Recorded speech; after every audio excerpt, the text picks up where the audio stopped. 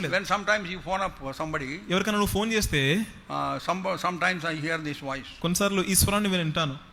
He is not responding to your call. Try after some time. Me call కి ఆయన respond అవ్వట్లేదు, స్పందించట్లేదు.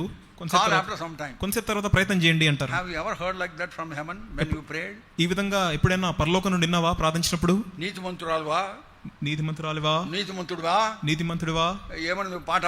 నీతిమంతుల ప్రార్థన దేవుడు ఆలకించును.